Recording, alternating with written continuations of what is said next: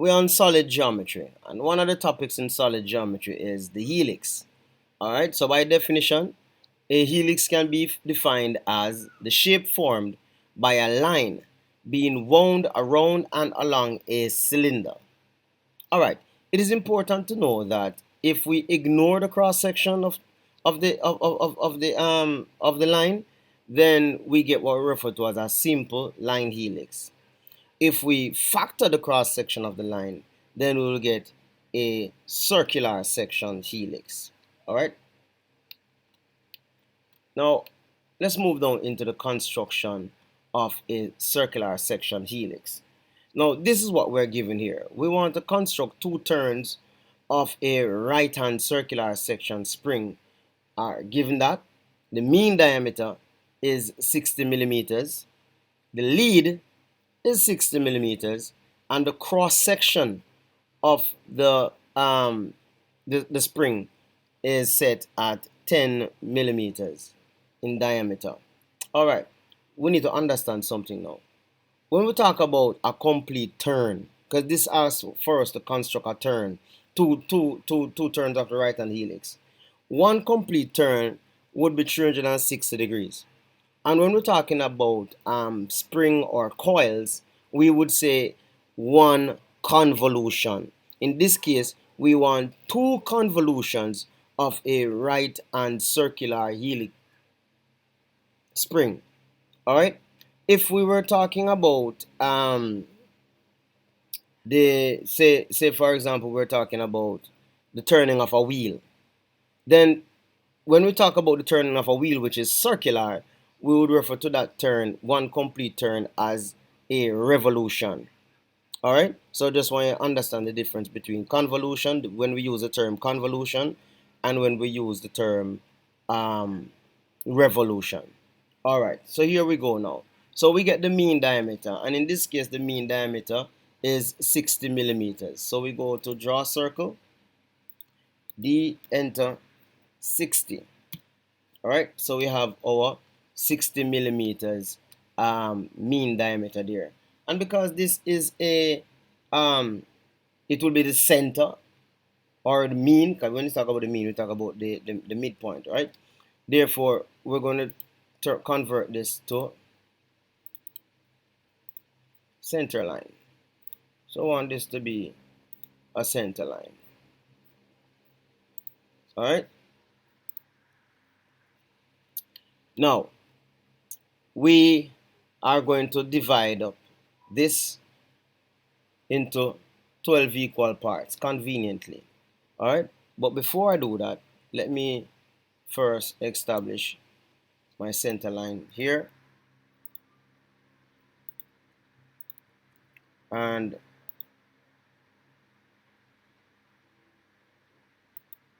here and there. All right. Having done that, we want to now factor in the cross section. We want to factor in the cross section of the spring, and the cross section, as we know it, is what? Diameter D enter 10. Diameter 10. So what we're going to do, we're going to go to draw circle, center here, and we open there. We repeat, draw circle there. All right, so this now would be our spring. So this would be the front or the plan. If you're looking down on the spring, this is what you would see. If the spring is set in a vertical direction, if I look on top of the spring, then this is what I'm seeing. All right, if the spring is set to lie down on the horizontal and I look at the spring, then this would be what you would see. So let me convert these to outline.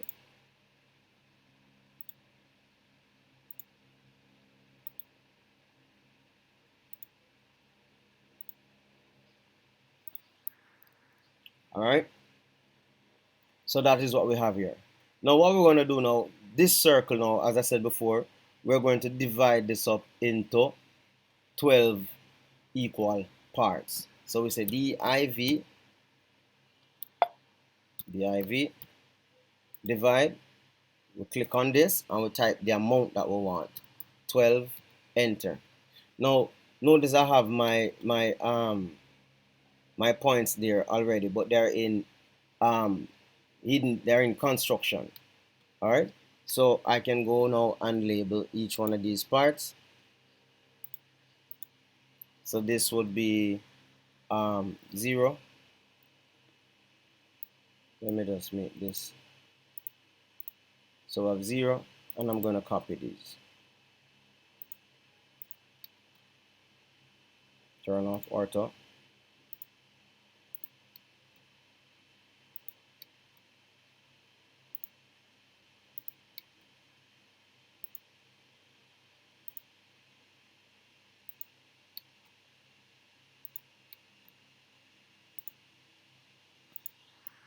All right, so this will be 11, 10, 9, 1, 2, 3, 4, 5,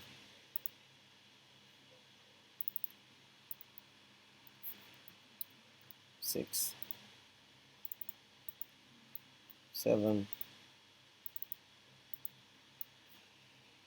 8. All right, so that's what we have so far. Now what we're going to do, we're going to establish a datum, which is just a line, which is a point of reference. So let me turn back ortho on, and I go to draw line, and from anywhere here I establish a datum. So you might ask, how long is this line? I'm going to say to you, it's relative. It's neither here nor there. And you might ask, how far away is this line from the circle? And I'm saying again, it's your discretion. All right. Now we're going to carry across each one of these lines. So 0, 1 and 11, 2 and 10, 3 and 9, etc., etc., etc. So we're going to start from 0 and we bring this across. How far out do we bring this? Again, it's relative. It's neither here nor there. All right. So I'm going to copy this. So I'm coming at 11, 10, 9, that means 8, and 6. Let's go back for this. I will extend this. All right. Now, remember now we need to factor the lead. So what is the lead? In this case, the lead is 60 mm. So I'm going to offset 60, and I drop that there, and I drop that there, right? Because the distance between here, from here to there, is 60, which is the lead. Let me edit that. I'm going to say that this here is our lead. All right. Now, what we need to do now is we're going to trim right here and right here, right? Because we want to be able to divide the line. If we divide the line, as is, then it would want to divide the entire line. So this is the line that we want to divide. Let me get rid of the unwanted parts here. All right. So this line here now is what we want to divide into 12 as well. So div.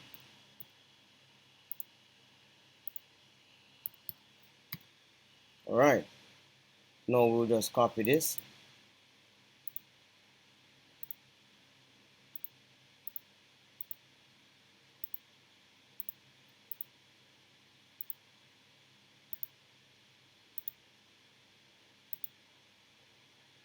All right. So there we have it. Now, what we intend to do now is to plot off these points. So we're going to type points and follow now. 6 would be right here because 6 and this is 6 and 0 right there. All right, right there, right here,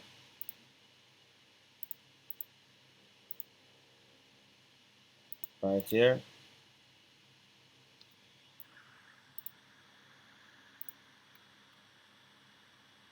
right there. This is there. So we go back up.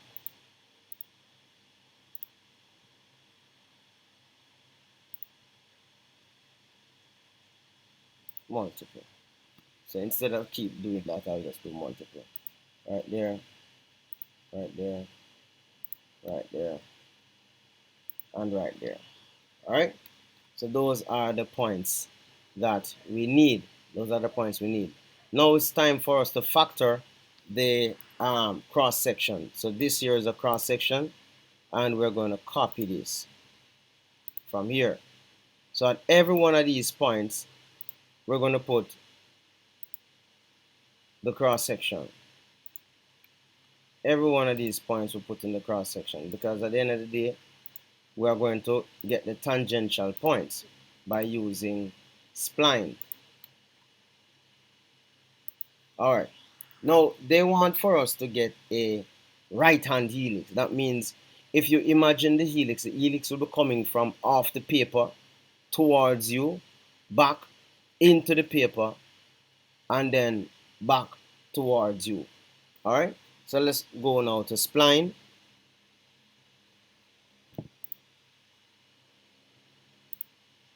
All right. And we want to start from a tangent point.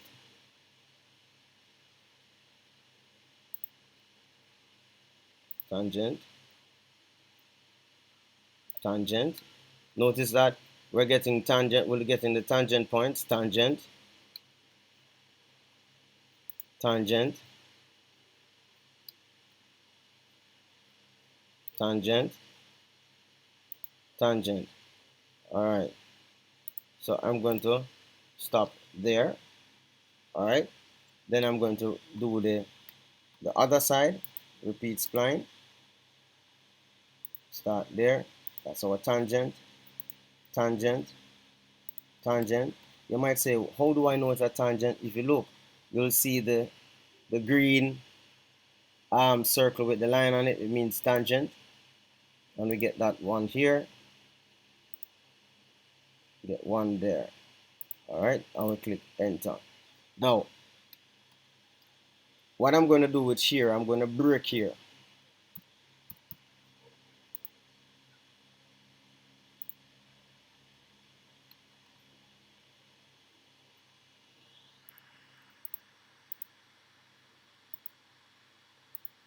Break there. You'll see why I break there.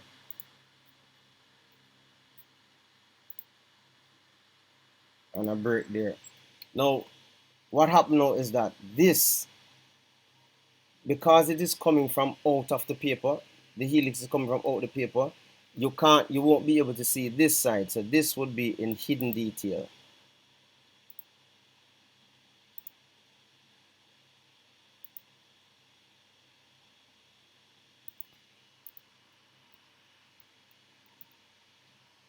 That will be in hidden detail.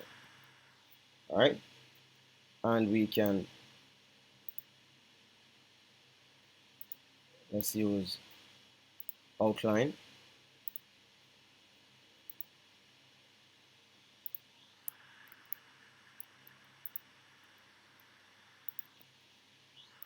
All right. So that, why is my outline in? Let's go back again.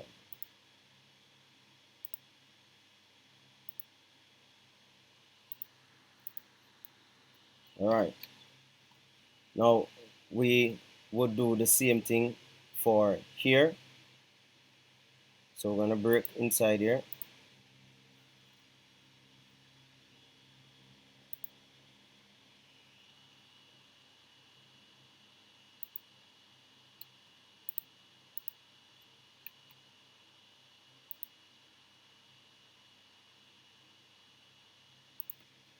right? And now this now would be in outline.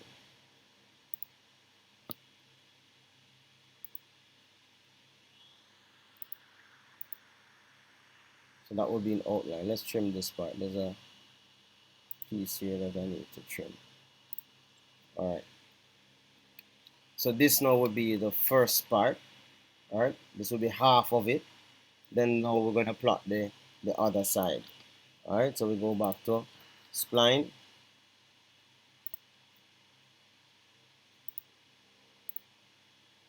All right.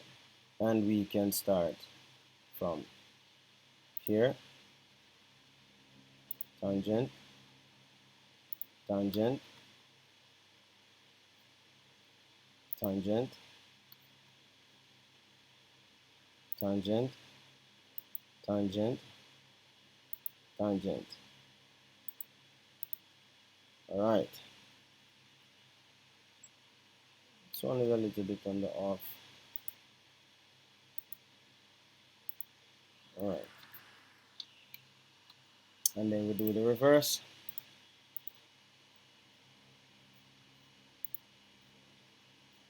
Tangent, tangent, tangent, tangent, tangent, tangent. Shouldn't get that point enough. But let's see. All right, good. Let's see if we can fix this one. All right. So there we have it. All right. Now, what I'll do with this one, I'm going to trim inside here.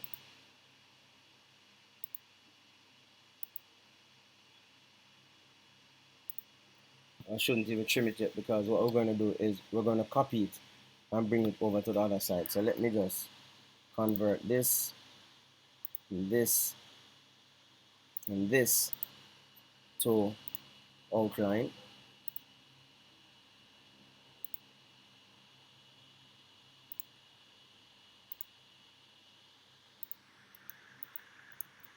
All right. This here will be in hidden detail, but I'm going to copy all of this first. All right. So click all of this.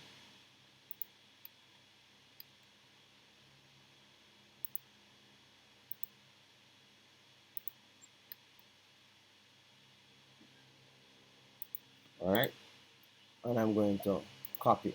So I'm going to copy it from right here, and then I'm going to drop it right there. All right. So as we can see now, all right, as we can see, this now would be our helix. This part here, of course, you know we're going to attach it. I want ANSI 31.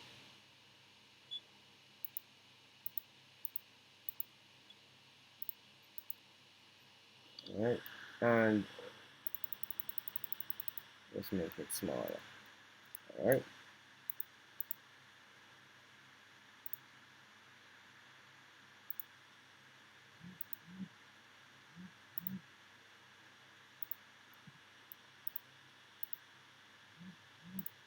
Good. All right. So this would be the cross section of the spring. So let's tidy up this now and put these in construction. Sorry, hidden detail.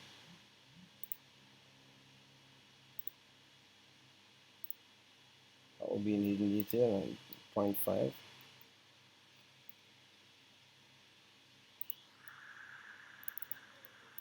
All right. And same thing would be.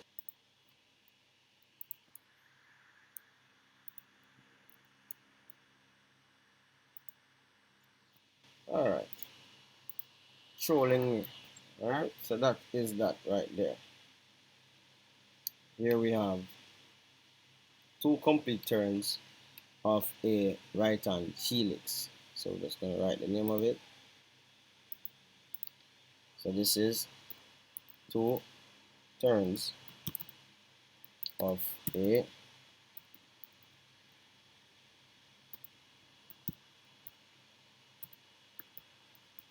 right hand helix.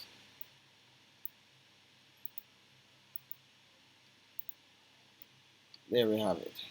Two turns of a right hand helix.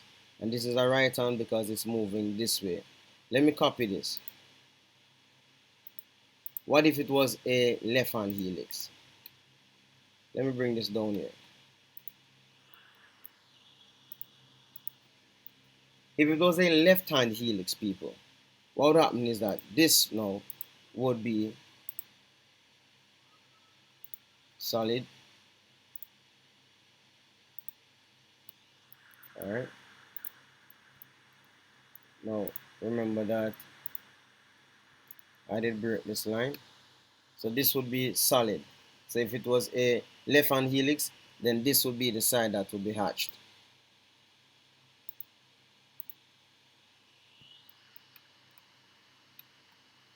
And there's a space there.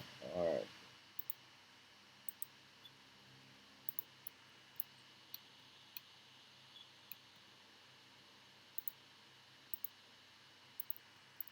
Alright. So we can hatch it now.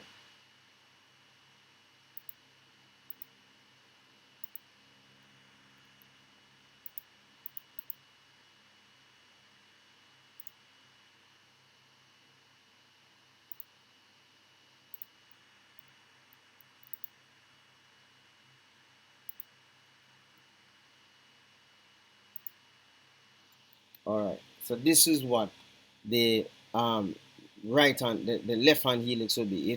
So it's moving from us and going into the paper. So this here will